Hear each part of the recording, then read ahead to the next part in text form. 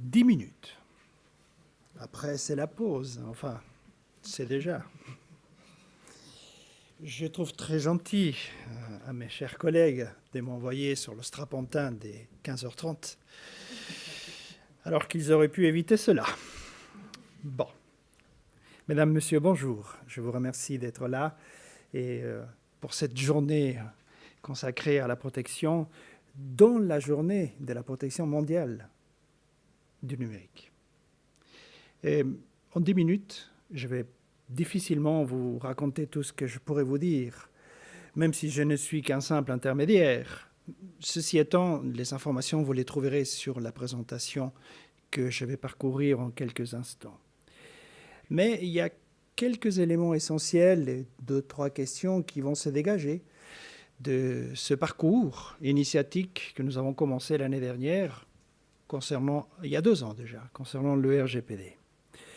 Nous avons parlé en 2017 déjà sur le RGPD en se disant est-ce que c'est le bon moment de commencer à sensibiliser les entreprises? Puis en fait, c'était trop tôt. Les premiers événements que nous avons imaginés en 2017 n'ont pas attiré beaucoup de monde. C'est début 2018 que les gens ont commencé à s'intéresser et puis c'était en mars 2018 juste avant l'entrée en vigueur, que les gens se sont dit « mais qu'est-ce qui nous arrive? C'est quoi ce RGPD ?» Bon, alors, qu'est-ce qu'on a fait?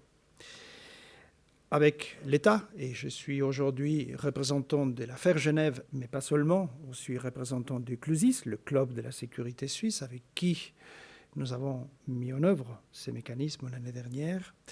Nous avons mis en place donc des séminaires de sensibilisation pour les entreprises ouverts, à l'affaire Genève, sous forme des événements gratuits dans des auditoriums. On a un auditorium de 320 places. Cet auditorium a été réquisitionné, alors complètement rempli à 2 reprises, et on a dû ouvrir des salles à côté pour pouvoir accueillir les personnes qui tenaient absolument à participer. Donc on faisait du streaming vidéo pour que les gens puissent suivre l'événement. Et puis, voilà ce que l'on a comme résultat des événements concernant le RGPD. Entre 2017 et 2018, nous en avons effectué 6 événements à Genève, à l'affaire Genève, dont 4 événements de type événementiel, c'est-à-dire dans un auditorium, et 2 qui étaient dédiés aux entreprises qui souhaitaient avoir des questions et des réponses par des spécialistes. Donc on a fait des journées portes ouvertes et dont les entreprises pouvaient venir poser leurs questions. Ils avaient une demi-heure, 45 minutes. Parfois, ça durait même plus. Et on devait demander aux sociétés de partir. Et parfois même, il y en a certaines qui sont restées plus de 2 heures. Enfin. Donc, 4 événements ont été créés et ont eu lieu entre le mois de février et le mois de mai avec le CLUSIS et l'État de Genève. Les 2 autres événements ont eu lieu en 2017 et on a fait aussi participer dans un des événements, la CNIL, mais c'était, comme je vous disais, un peu trop tôt pour cela. Alors que le timing était bon. Le RGPD a été mis en vigueur en 2016. Ce n'était pas 2017. Donc il était déjà bien en place. Puis, pour simplifier le questionnaire lors des journées portes ouvertes et la relation entre les entreprises et les spécialistes, nous avions fait un questionnaire d'évaluation, donc, que je me suis permis de mettre dans la présentation, et il est sur 2 pages. Et puis, en général, si les entreprises répondaient sur la partie droite, alors plus elles répondaient sur la partie droite, plus il y a des raisons à penser qu'elles sont soumises au RGPD. À partir de là, le spécialiste pouvait orienter ses réponses. On avait imaginé ce questionnaire pour que, tout de suite en arrivant, l'entreprise mettait à disposition le questionnaire Et puis tout de suite, le spécialiste savait à quoi s'en tenir. Et on s'apercevait déjà qu'à la toute première question, c'était, voilà, ces informations subissent un quelconque traitement. La réponse était claire, c'était oui. Alors bon, alors après, il y a des cas dans lesquels, même si il y a des traitements sur les informations, les sociétés n'étaient pas soumises. Mais si l'information est traitée, il y a quand même des suspicions, n'est-ce pas? Donc, ce questionnaire est encore à disposition, si ça vous intéresse, sur le site de l'Affaire Genève. Et puis, on a créé ce que l'on a appelé un kit qui contient des informations qui vous permettent de démarrer. Si vous n'avez pas encore fait l'exercice, parce qu'il faut quand même l'avoir fait au moins une fois, l'inversement du fardeau de la preuve, c'est ça. On vous demande de faire l'exercice, on ne va pas vous l'obliger, mais le jour où on viendra voir, on va vérifier que vous l'avez fait. Donc, nous avons mis en place un kit qui permet de se dire qu'est-ce que vous devez faire ad minima, et puis finalement, on arrive à la conclusion que la mise en œuvre du RGPD, c'est ni plus ni moins que la mise en place d'une gestion des risques dans une entreprise. Ça ne va pas plus loin. C'est donc un niveau de maturité qu'on souhaite tous en tant que responsables de la sécurité comme moi, dans une entreprise quelconque. C'est positif pour tout le monde. Moi, je me réjouis que le RGPD existe. Et on arrivera juste après à la conclusion, parce que justement, ce RGPD a permis de faire comprendre, peut-être à cause des sanctions ou grâce aux sanctions, que les informations que vous possédez, elles ont une valeur. Et que jusque-là, on les donnait sans rien demander en échange. Et bien, le RGPD a dit basta. Et bien, c'est pas trop tard. 15 ans après, on commence à faire un peu le ménage.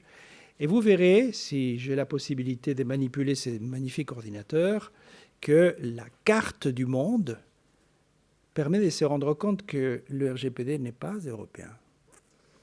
Il s'applique en Europe, mais il s'applique en Europe à tout individu, même pas européen, qui réside sur le territoire européen. C'est pas la même chose. Donc, moi, je suis argentin, je vis en Europe, et donc le RGPD s'applique sur toutes les informations que je transmets à quiconque. Peu importe le pays qui reçoit les informations. Alors après, parce que c'est le tableau que je souhaite vous présenter est divisé en couleurs par pays, il y a des pays qui sont plus amènes de traiter les informations et d'autres qui le sont moins. Mais ça traite des informations de la planète entière. Donc, ce kit est aussi à disposition. Puis, alors là, grand moment, les sanctions. Il y en a eu, au moins une par mois. Ça, c'est les sanctions qui ont été édictées par la CNIL depuis le mois de mai 2018. Il y en a une par mois, exactement, du haut vers le bas, datée donc. Et la toute dernière, c'est celle dont on a parlé tout à l'heure, celle des Google. Ça ne veut pas dire qu'elle va passer. Ça veut dire qu'il y a une sanction qui a été édictée. Maintenant, il peut y avoir des tractations. Google peut faire appel. Et puis, on verra bien comment ça va se dérouler. Ceci étant dit, c'est un cas d'école. 50 millions d'euros, on attendait beaucoup plus. On aurait pu imaginer 2 milliards. Bon, c'est vrai que 50 millions contre 2 milliards. Alors, pourquoi la somme est aussi basse ? Après, il faudra demander à la CNIL. Peut-être ce n'est pas la dernière. Il y en aura peut-être d'autres. 50 millions, c'est la somme la plus importante de toutes les condamnations qui ont eu lieu par la CNIL jusque-là. Les autres, elles sont intéressantes aussi parce qu'elles vous donnent des exemples. Il y en a celle que je voulais vous montrer, je vais essayer. C'est le PDF de la condamnation. Moi, je dis que ce PDF vaut de l'or. 31 pages. S'il vous plaît, lisez-le. Si vous voulez un jour savoir à quelle sauce vous allez être mangé, c'est là-dedans. Et tous les juristes et les avocats devraient étudier ce document. Bon, apparemment, viendra-t-il?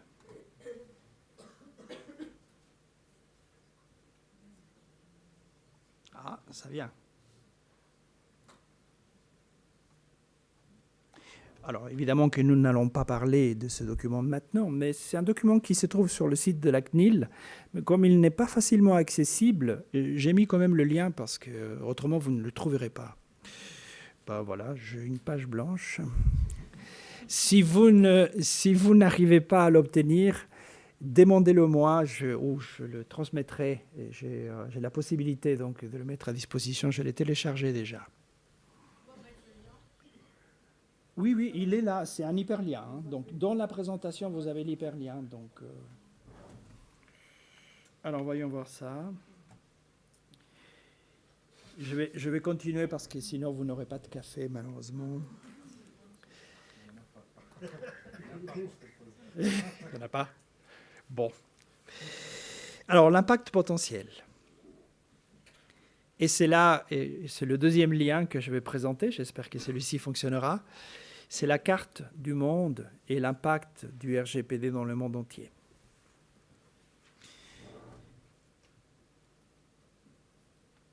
Ah, parfait. Regardez-moi ça. Les pays qui sont en bleu foncé, bah, c'est l'Europe. Alors, on considère que ceux-là sont RGPD compatibles. Les pays qui sont en bleu foncé, c'est-à-dire comme le pays ici en bas, l'Argentine, ils sont acceptables. Ils peuvent donc, vous pouvez échanger des données avec eux, il n'y a aucun problème. Les pays en bleu clair sont moyennement acceptables. Donc on a ici, je ne sais pas, c'est bizarre, hein. Rappelez-moi ces pays ici, ils ne détiennent pas la plupart des informations et les data centers du monde entier.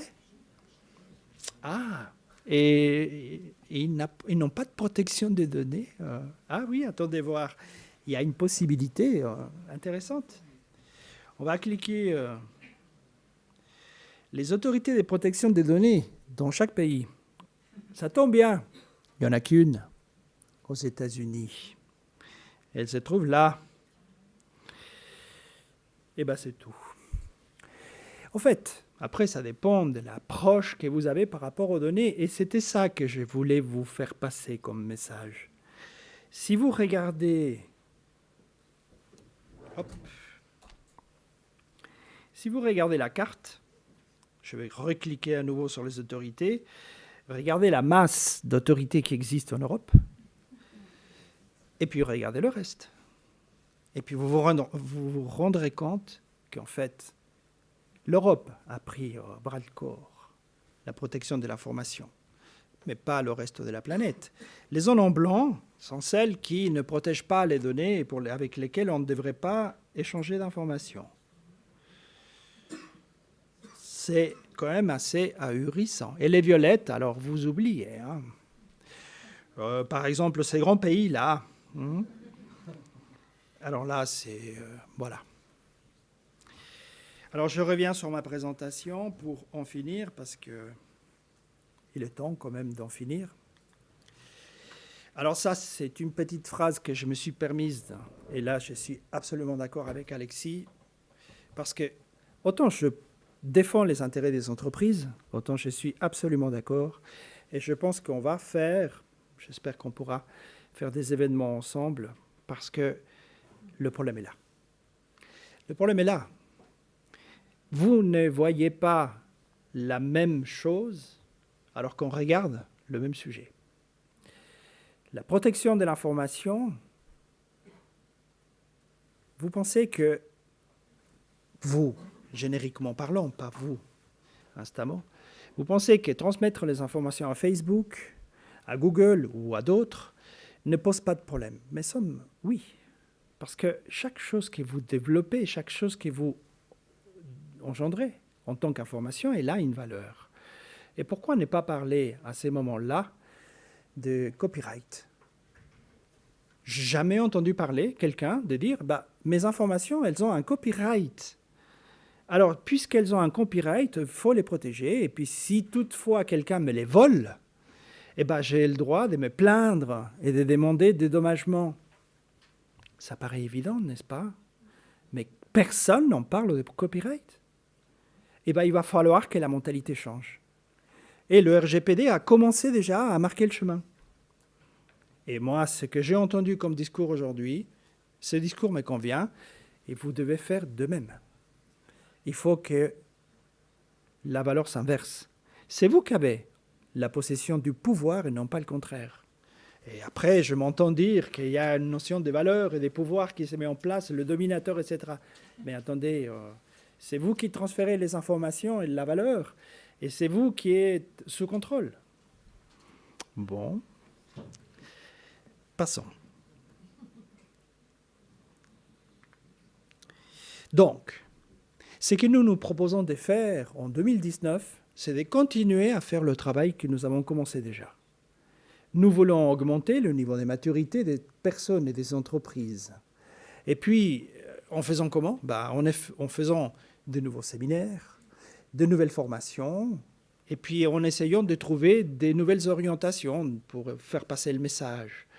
Mais nous pensons foncièrement que nous devons augmenter le niveau de maturité de tout le monde pour que nous soyons tous au même niveau de connaissances et donc décider tous avec la même approche et le même esprit. Je vous remercie.